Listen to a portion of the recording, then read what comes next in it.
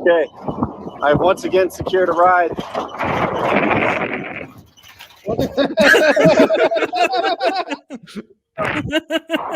As I hike, I come out of the woods and I get onto a dirt road. And I'm like, oh, maybe there's cars on the dirt road. And I maybe saw a couple, but they were all going the wrong way. There was people working. And if I had good Spanish, I might have asked them for a ride, but instead I just hiked on and hiked on. Eventually, coming the other way, there is a motorcycle with a family on it.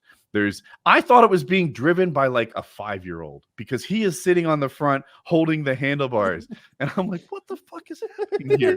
And then I realize it's the dad behind him also holding the handlebars that's running the thing. And then I realized behind him is mom sitting on the bike. And mom has an infant. There is a family of 4 on a 150cc motorcycle coming in the other direction. The guy stops and seems to ask me in Spanish if I want to ride. Yeah. So he leaves his wife and 2 children alone in the woods. Right? Stop! Pause. I've been looking for an excuse to get rid of that bitch for years. One of the kids is like 5 months old.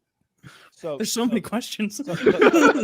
So we're gonna pause a few times. So you're telling me this man stopped and he asked you if you wanted to ride, and your answer was yes. I don't know if I'm supposed to feel guilty about this. I bought the whole family dinner with this ride, right? But my answer was yes. Yes, my answer was yes. He was 4 hours into a hike at 8,000 feet with no water. I would have Don't you make excuses. I would have hijacked the bike. He's like, I was going to offer you a ride, and it's like too late. Was this what I've been training for? Oh, you too, bitch. There's a kid. This 5-month-old has no resistance whatsoever. But yeah, that's what happened. Can we watch the last video with volume?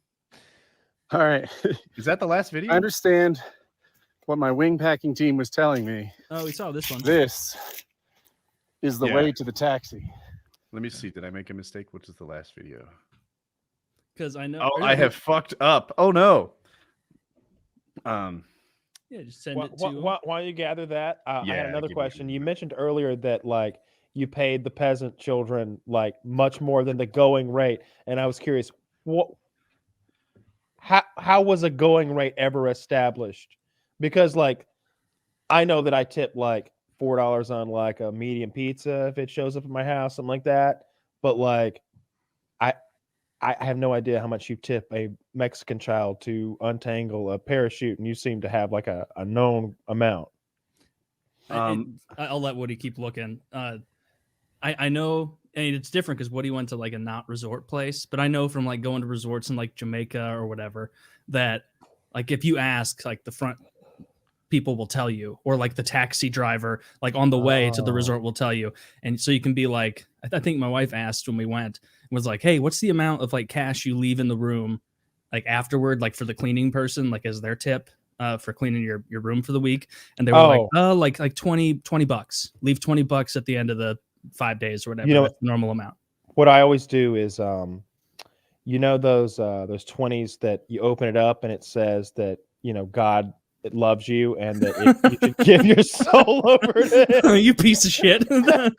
I figured I could give him $20, and that could be gone frivolously, you know, probably buy a little Oscar, some shoes or something, or I could give them that little message and ruin their fucking day. I mean, but think about it like this, Kyle. You're teaching a man to fish. No, I am teasing, of course, but like, how many times have you guys picked up one of those bullshit things and been like, "Fuck you, God. You know what? I'm not going to." I'm looking up churches of Satan. I'm not going to go there either because church sucks, but just looking it up. I had called that my first flight, but really it wasn't. We did an evening flight the day before and landed in a field where there were, like, when you land, there's video of me doing it. There are like 8 wing packers and they all rush up to you. And I don't know what they're saying, but it's basically, can I pack your wing? Professional. I am professional. Let me pack your wing. And I assume they probably throw in there, If no, just say something. Just let me know that you don't want that. Which is probably I picked the biggest one who was like 11, and I'm like, you, right? You're the oldest. You're probably good at packing wings. It's like Peter Pan, just there's no children running around. So that's how There's I like do this it. whole little group of children there that are all missing various fingers because they got caught in the loops of rigging and stuff. And man, The they poor little work to the bone fingers, and they're stepping on rock. Actually, the bottom of their feet are probably really Just- hard. just like golems, just Mhm. black and charred. I had a friend in like middle school who his entire life, like I went over to hang out with him once, and we were like going outside to like play in the woods or something. And he just started walking out barefoot, and I was like, "What are you doing? We're going to like play in the creek bed and the woods and everything." He's like, "Yeah, me, I've always gone barefoot." And so like I'm like, okay, because I've done the barefoot thing on like creek beds, and you think you're gonna be fine, and then you're like, "Oh, ah, ooh, ooh," like your feet are getting stabbed. This fucker was like Mowgliing around like just fine. Like the bottom of his feet must have been, 2 centimeters thick of skin. He's like, yeah, we just never wore shoes. I'm liking Anyway. that Jungle Book reference. Mhm. So Zach, you probably have the last video queued up with volume. There we go. this one again. Okay, so this is awesome. He stopped. He saw me walking. Look at that vein. Maybe you're right. on his face. Don't know what he said. Please do not hurt my family. We're on our way. I will take you anywhere you want to go. Please do not hurt my family, sir. Woody, can you also please send the one of you in the back or in the truck? Okay. That was for me the funniest one by far. Did like the other people you launched with, or like presumably like this isn't your equipment, presumably you rented this from? Did they I tell brought it. you? That's the luggage they lost. Okay, so you got it again eventually. Okay. Yeah, So like you knew, did you know to expect this? Did you expect that you would fly for an hour and then have a 4-hour hike followed by a random motorcycle ride followed by a truck ride back with no water? Like, were you prepared for this? I just sent it. I didn't do a lot of preparation.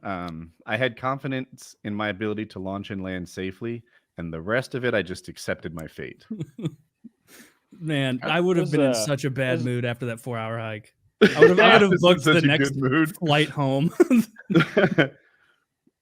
Looking for the truck video that This you man liked has a so much. family. Yeah, you put it on How- on the WhatsApp. That was very funny. How far did this guy bring you on his motorcycle? Like, how long were his like wife and like infant son or infant kid? It sitting was there? it was probably 15-20 minutes on the back of that motorcycle. So double Each that, I way. suppose. Wow. For how long, dude? I mean, I I mean, was A lot talking can about. happen in 40 I minutes. wonder if they had water. Like, You could have bummed some. Well, I don't think you're supposed to drink after you're bitten by a poisonous snake. God knows what happened to him out there. And you God, probably that- couldn't drink the water anyway. It might have That wasn't- made you sick. What if that wasn't what if that wasn't his family? That was his fare. He was driving the mother and the infant somewhere and her The child, hospital. but he saw a rich American and he was like, "Get off of the motorcycle, you pregnant bitch." And that is Mateo. I heard of his generosity. Yeah. Actually, I heard it's not so great, but better than you.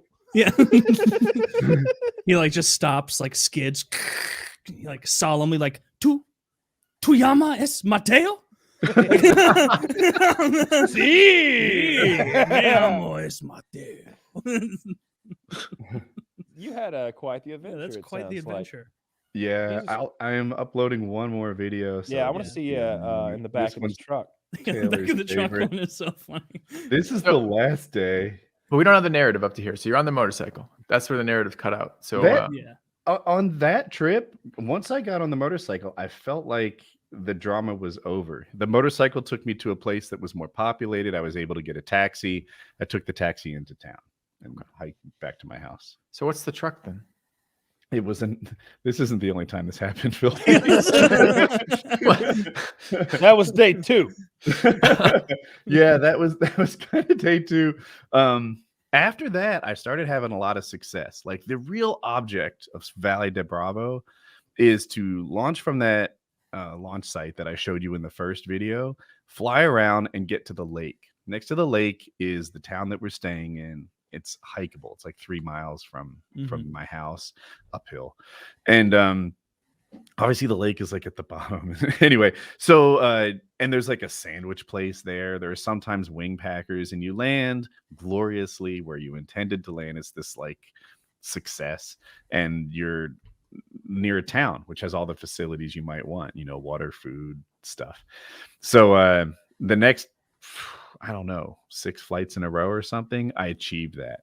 And I was getting progressively like longer and longer. Like the first day I went there like as directly as I could. The next day I went a little farther out to these mountains called Three Kings. And then the next day I'm like out by the antennas. And that is kind of like, that was the flight that was almost 3 hours. It's the greatest like normal achievement. If you do more than that, then you're probably somebody who's special. So, and then I was doing it at first by staying with other pilots and kind of mirroring their actions. And then as time went on, I'm doing it all by myself, you know, making my own decisions and not having anyone else's clues. So I felt like I was growing as a pilot and having more and more success. And then I'd be with a group, but I'm the guy on top, right? I'm the guy that everyone's following, which was like, you know what? I guess I'm pretty good at this. And then on the last day, I was humbled. Everything I did was wrong. I would see some guy get massive lift. 10 seconds later, I would go there and get no lift whatsoever. Everything I did was wrong. I was on the radio with another pilot, and he kept telling me what I was doing wrong. And he'd be like, Woody, you're turning too sharp. And it's like, I just tried turning not as sharp, but okay. Woody, you're not turning sharp enough. What are you doing? Woody, cross your feet. Woody, and then I'm just like, everything I do is wrong, and you keep telling me to do things I just tried, and it's making me crazy. At some point, I'm alone, just screaming curse words in my helmet to nobody. I just like I'm so frustrated. Everything is going terrible, and what it is it's cloudy. So we covered at the beginning how the sun heats the earth, whatever. It does that poorly if it's overcast. All the lift is really, really weak. Somehow, especially for me. Like sometimes you have bad luck. Maybe before I actually sucked and I just had good luck. This time, I had bad luck. It's the whole cliche, like, you know, when you're on top, you're not as good as you think you are. And when you're on the bottom, you're not as bad as you think you are. Probably. Maybe I really suck. But that last day, I couldn't do anything right. And I'm just screaming and I'm cursing and I'm searching and searching. I land in this field. I've got a bunch of videos about it. But when I pick a landing site, like my top priority is safety. I'm trying to land and not get hurt or break my leg or whatever. That'd be a real problem. My second priority is convenience. And I didn't realize that I was like 3 barbed wire fences away from the road, each one of them trying to perform testicular surgery on me. And they don't have gates or anything. So you're just like figuring it out. Like, you know, well, maybe if I squeeze these 2 together, and then I get to the road, no one's picking me up. There's a bunch of cars just like that motorcyclist made me think everyone was anxious for a few dinero. No, not everybody. And, I'm hitchhiking, and I'm not even walking that long. Call it like 20 minutes, but I'm getting a little frustrated because like 8 cars passed me, and I'm not getting any rides. And let me see. I have this is the video that Taylor likes. Eventually, I get picked up. So Zach, he'll need a second, I'm sure. It's funny because the way you frame the video is initially you can't tell what you're in, and then just the reveal of, you know, with volume. There's hay on my face. Okay, I've once again secured a ride. Well, we're Look at the moving vein. along. He thinks there might be a taxi. Oh no!